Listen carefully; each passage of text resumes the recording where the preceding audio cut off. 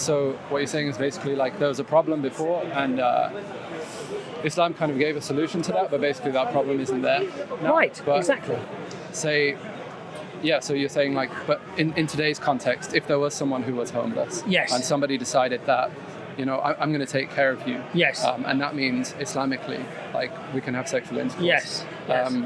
But does it mean that? No. No. I mean, and also bearing in mind, I'm not saying that like it's rape or anything. Like, Yes. even if it was consensual, it's No, because this was limited to war. And that in Islam, we never had this transatlantic slavery. Islam does not allow you to go into somebody's land and trap people and sell them for a profit. In fact, the Prophet ﷺ said that a person who does that to a free man and enslaves him and consumes the profit, the money, I and Allah will be at war with this person on the Day of Judgment.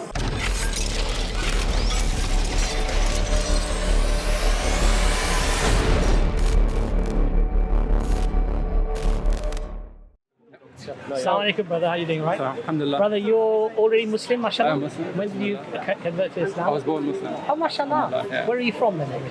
Well, I'm from here really. I'm from the UK, but I'm half Algerian. My mum side Russian Orthodox Christian, Okay, but she converted to Islam. Oh, mashallah. So, yeah.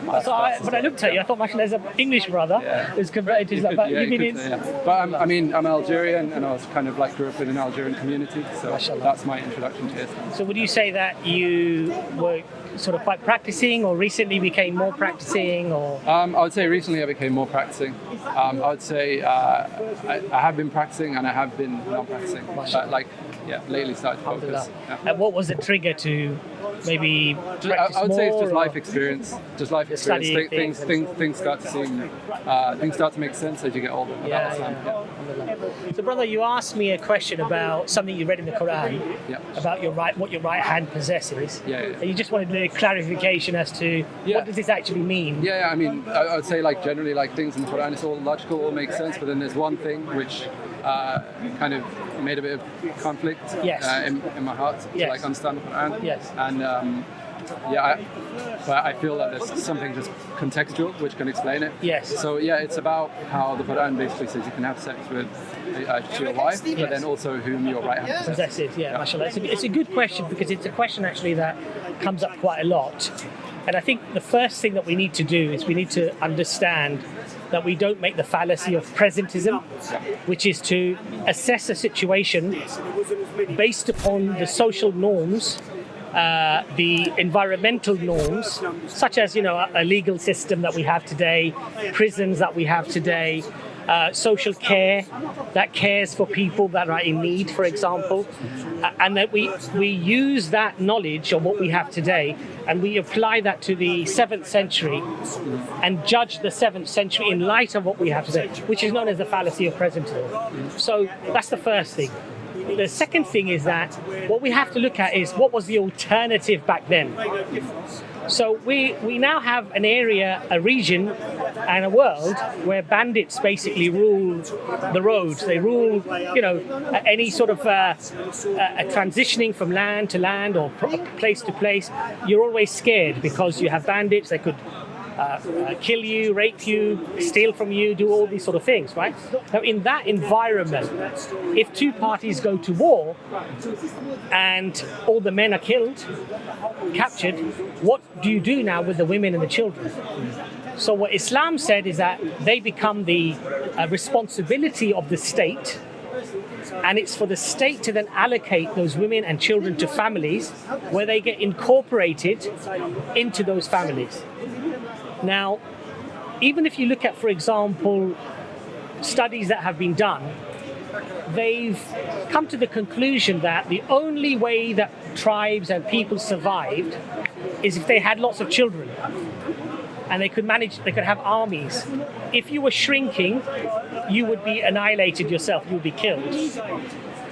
So taking that into consideration that if you just left them in the wilderness, that they'd be open to bandits and thieves and what have you, which could rape them, kill them, prostitute them, for example. These were things that were happening. So in that context, this was seen as a solution. Now, what's interesting is that even if this practice is stopped, which it has been stopped really, because the scholars agree that our environment today does not necessitate that we revive this practice, because now we have states that are able to fly their people back, to give them homes, to give them safety, security. And so even the scholars agree today that we can't just bring something back throughout history, especially now that things have changed so much. So even if we take this out of a practice, which is pretty much done so now, it doesn't diminish Islam or change Islam. But what it does do is it shows us that even something that might seem undesirable may be the least of all evils, basically. You see? So so what you're saying is basically like there was a problem before, and Islam kind of gave a solution to that, but basically that problem isn't there now. Right, but exactly. So you're saying like, but in today's context, if there was someone who was homeless, yes, and somebody decided that, I'm going to take care of you, yes, and that means Islamically, like we can have sexual intercourse, yes. But does it mean that? No. No. I mean, and also bearing in mind, I'm not saying that like it's rape or anything. Like, yes. Even if it was consensual, it's No, because this was limited to war, and that in Islam we never had this transatlantic slavery. Islam does not allow you to go into somebody's land and trap people and sell them for a profit. In fact, the Prophet ﷺ said that a person who does that to a free man and enslaves him and consumes the profit, the money, I and Allah will be at war with this person on the Day of Judgment. However, even consensual sex outside of marriage is haram.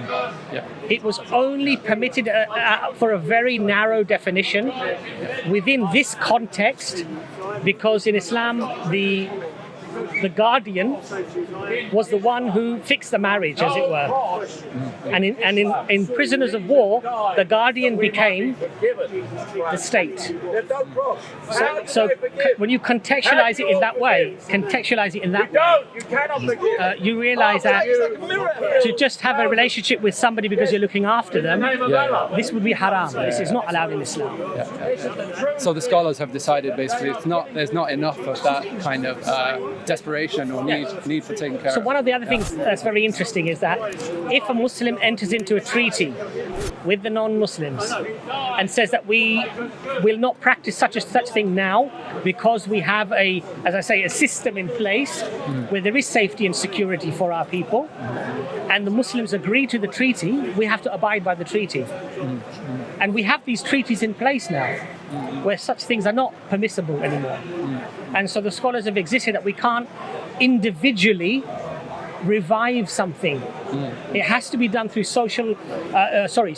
consensus of scholarship and leadership to do something. We can't otherwise the religion will become a complete hodgepodge. It'll be a free-for-all. You'll interpret it how you want to I'll interpret it how I want to interpret it, and people will effectively go astray.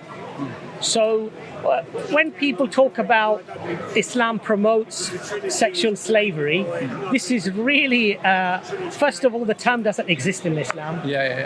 And secondly, this is not what it was meant for. This is not what it was there for. This was a structure put in place which was the least harm at that time, relating to the circumstances of that time. Can you talk a bit about the concept of slavery that it's talking about, or like the context? Because like when you're reading it, right, and you just even see that like it's talking about whom your right hand possess. Yes. Somebody might think, so Islam is saying like you can possess someone as a slave. Yeah, I mean, I think we have to be careful about language. Because when we use language in English, it can mean very differently in Arabic. Okay. So when we talk about possession in English, it has different connotations. And when we look at the Arabic, it's not like they're a property.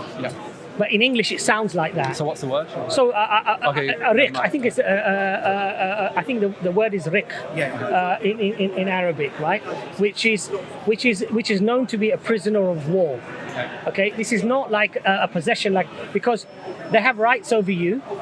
Okay, you have to clothe them, you have to feed them, you have to take all the care and consideration for them.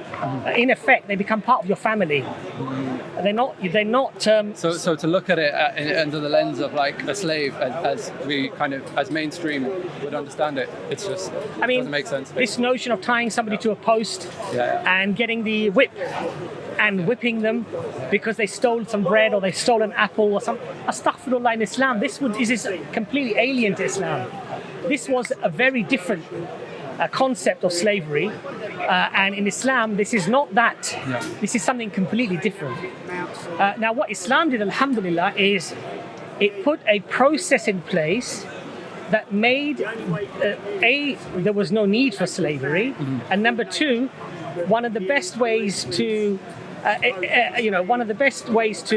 give charity was to go and free a slave. So some of the early companions, and if you look at the words of the Aisha radiallahu anha, the Prophet's wife, she said, may Allah be pleased with her, that it became difficult for us to go and give charity and free a slave because they'd all been freed.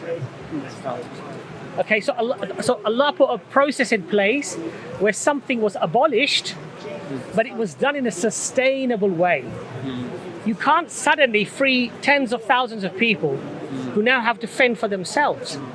You're not talking about a place where there's security, there's food, there's water. These are very difficult commodities to come by. And so what Islam did, alhamdulillah, is it put a process in place where it took away the need for this need for slavery of that type, or prisoners of war and what have you. But there were slaves who were born into slavery. But if you look at Islamic history, some of our rulers, the caliphs, were ex-slaves. Where in European history do you find that the slaves become the kings? Do you know some names? Well, it was the empire of the Mamluks, the Mamluk Empire. The rulers were ex-slaves. The lineage was slaves. If you look at, for example, Bilal, radiallahu anhu, the first person to give the call of prayer, he was given that honor. He was an ex-slave, right? And yet,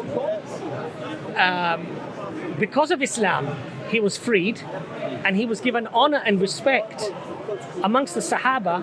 In fact, the Sahaba, many of them, were much junior in terms of Bilal, because he was one of the first converts, mashallah, to Islam. So he was honored and respected. The first person to have the honor of climbing on top of the Kaaba and give the call of prayer was Bilal. When the caliphs would invite people to ask questions or whatever, people would queue up. And Bilal was near the front. And one of the Sahaba said, look at our position. We were the most noble of people. Today we are queuing up behind the slaves, the ex-slaves. And one of the companions said to him, when they were called to Islam, they responded. And we fought. And that is why today their position is higher to our position. This is an ex-slave, a black man that they're talking about. And these were the most noble, richest people of Mecca. And they recognized that it was Islam that elevated him beyond themselves. Right? We don't see this in European history. We don't see this anywhere. So you can say like the concept of slavery that that mainstream would recognize today, it existed like amongst the Arabs, the context that Islam came to. But like Islam kind of brought some process, as you said, of easing out of it, which is sustainable. And that was 14 centuries ago. Now, if we look at modern European history, and slavery being abolished in the 18th century, it very much coincides with the Industrial Revolution, right? Coincidentally, now you've got machinery to do all the work, and now it becomes cheaper to have the machinery than have the slave, and now this huge abolition movement comes about. Now, I'm not saying everyone who wanted slavery abolished was just doing it for the money. There were very good people, and there were Christians who were at the forefront of the abolition movement. But what I'm trying to say to you is that message resonated with people because they could see economic benefits now for not having slavery. You see my point? Yeah. So this notion of the Western Enlightenment, and we were so good that we decided that we intellectually and morally decided that we were going to give up slavery. There may have been people that did that. Have you got any material? Have you read any material on I've read which gives some solid kind of so there's evidence for that theory? There's lots of stuff. If you go and read, I can't quote it because it's years ago I read it, but if you actually go and look, there are lots of studies done about this that actually show that this was not just some good feeling towards our black man and realizing that we've created an injustice to our black brothers and sisters in Africa. This was an economic influence because it was very expensive to buy a slave. It was, I think, the slaves would sell for like £500, £200, £300. In those days, that was a lot of money. You could buy a house for that money. But they were then bred like cattle, and their children would be born into slavery. And the master, if he did have sexual relations with his slaves, which he did, by the way, often, which was rape, if she refused, he would rape her. Islam prohibited that. The children would still be born into slavery. Islam said no, the children will be free. They're his children. And she, when he dies, will be freed. So there was a process put there, you see, in place. Sorry, can you say that last bit again? So if you own a slave and they have children? So if, for example, you had what your right hand possessed through war, and you had children with this woman, the children would be born free. And when you die, she has to be freed. So she would be introduced back into society. And within a few generations, nobody would even know that you were a slave or he was a slave. You'd just be an average, normal person. And you may be richer and more successful than me. Now, where do we find this in Western history? So really, I think the saying, don't throw stones if you live in glass houses. I think that this really does apply here. I mean, to be honest, I'm not coming at it as a defensive position. I'm looking to understand my own faith and to get the correct context. It's a good question. And I think what I would urge brothers and sisters to realize is that whenever anyone wants to criticize something that was happening in the 7th century, they need to do two things. Number one, they need to establish what they are on is the truth. Okay? So if their view has to be defended on first principles, that it is a fact, what they're saying. That's the first thing. Otherwise, it's just a good, because my community feel this, pop culture, basically. Because I feel this, then it's right. Well, that's not really, that you can't say, you cannot then argue as an absolute that what you're saying is 100% true. That's the first thing. The second thing is don't fall into the fallacy of presentism. Don't judge what was happening in the 7th century what you have today. Because what you have today is very different from what they had in the 7th century. Yeah. But of course, there's some things which they have to apply, like if they applied back then, it applies today consistently. But, taking into consideration translation for different contexts. Because what the ulama do, what the scholars do, even if there's something at a time where it was allowed to do, and it may have been beneficial for those people, if the circumstances change and now it becomes detrimental, the scholars could say it's better not to do this now, because the purpose of why it was introduced was to create ease, to relieve a problem, not to create a problem. So the scholars may say that now it's created a problem, but this does not apply to our mainstream Sharia of how to pray, how to fast, how to perform all of our obligations. This is the peripheral concepts. And some of those peripheral concepts, today with the circumstances changing, the scholars and our governments may decide that it's actually detrimental to do this now. And so it's better not to do it. It's not necessarily about haram and halal. It's about using your hikmah. Does this solve a problem or does it create a problem? Now, this does not mean if I read my salah and it's creating a problem, I don't have to read my salah. That's not what it means, because that's a farad. That's a pillar of your religion. You have to do that. Even if you are semi-conscious on your bed You have to move your eyes. And if you can't move your eyes, you have to think that you're praying your salah. But you have to pray.